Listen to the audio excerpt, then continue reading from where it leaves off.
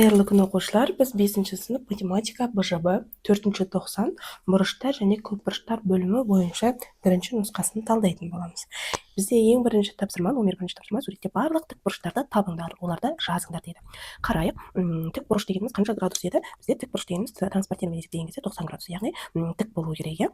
Енді АВС үш бұрышына қарайық. Ол бізде қанша градус жасап тұр? Бірден көзбен көруге болады, ол бізде тік бұрыш екендігін, тік бұрыштарды табыңдар және оларды жазыңдар дейді. Тік бұрыш бізде бұрыш қалай оқитын едік? АВС. Бұрыш ортада қалу керек.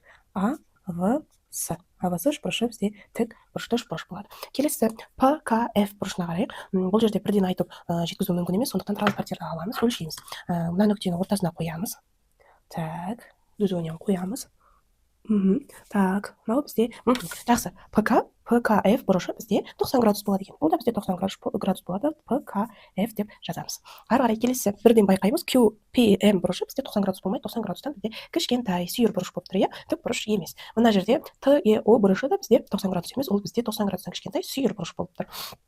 Тік бұрыштардікін төрт бұрыштап белгілей қоямыз, Так, ары қарай келесі LTS бұрышы бірден көруге болады, ол бізде 90 градус. Яғни бұрыш LTS бізде 90 градус болады. Ары қарай МКП бұл бізде 90 градустан артық, яғни доғал бұрыш болып тұреді, бұл бізде тік бұрыш болмайды. Сонда бізде тік бұрыш АВС, ПКФ және ЛТС бұрыштары 90 градус болады.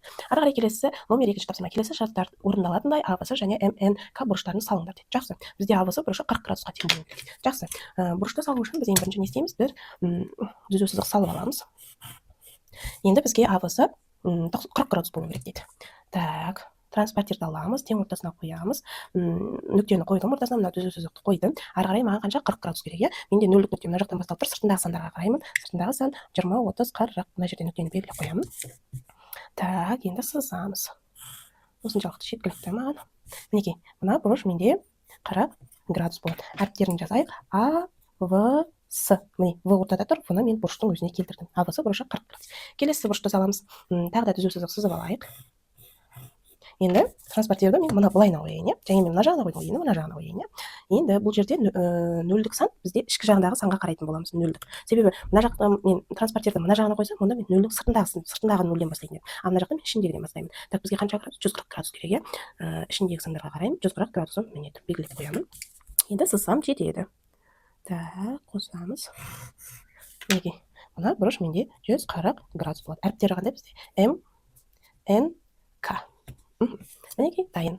Ары қарай келесі бізде номер 3-ші тапсырма берілген бұрышты өлшеңдер дейді. Яғни бізде АВС бұрышы берілген екен. Мінекей, сұрақ қойып, АВС бұрышы қаншаға тең деп. Так, транспортерді аламыз, түзу сызыққа қоямыз. Тең ортасындағы нүктеге қоямын, мынаны түзулеп қойып аламын. Енді менде мынау 0, міне мына жақтан бастап тұр, сыртындағы саннан есептеймін. Так, мұны қайда барып тұр? 130 градусқа барып тұр. Мен сыртындағы санға қараймын. Ішіндегі санға қарасам, 180-не кері санға кетіп қалады. Сондықтан ішіндегі санға қарамаймын, сыртындағы санға қараймын. 130 градус. Яғни мынау бізде қандай бұрыш болып тұр? Доғал бұрыш 130 градусқа тең екен. Сонда бұрыш АВС менде 130 градусқа тең деген сөз. Енді ары қарай айтады, осы бұрышты жазыңқы бұрышқа дейін толтырыңдар. Толықтауыш бұрыштың өлшемін тап дейді. Жазыңқы бұрышқа дейін толтырың. Жазыңқы бұрыш дегеніміз қанша градус деді? Ол бізде 180 градус деген сөз. 180 градус дегеніміз ол бізде түзу сызық деген сөз. Түзу сызықты ары қарай жалғастырамыз.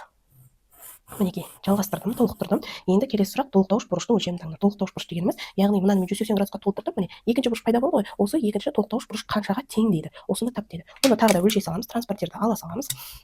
Тура жаңағыдай қояйын, Так, мынау менде сыртында 130 градус болды. Енді мына жағынан есептеген кезде бұл қанша градус болды? 0-ден бастап есептеймін, 50 градус. Яғни 50 градус болады. Немесе екінші тәсіл қалай есептейміз? Бізде жазыңқы бұрыш 180 градусқа тең. Бізге қай бұрышты табу керек? СВО деп алайын, бұрыш СВО тең болады 180 градус азайтылған бұрыш АВС бұрышы тең болады 180 градустан азайтамын. Қанша? 130 градусты тең болады. Қанша болады? 180-ден 130 азайтсақ 50 градус болады. Сонымен жауабы бұрыш АВС 130 градус, бұрыш СВО 50 градусқа тең. Мінекей, осымен бізде бірінші нұсқамыз аяқталды. Қазір екінші нұсқасын талдаймыз. Балалар өздерінің тапсырмаларымен салыстырып көріңдер, дұрыс болса, онда БЖБ-дан жақсы баға алдық деген сөз. Қате жерлері бар болса, апай қай жер, түсініксіз жерлерің болса, астына сұрақтарыңды қойыңдар.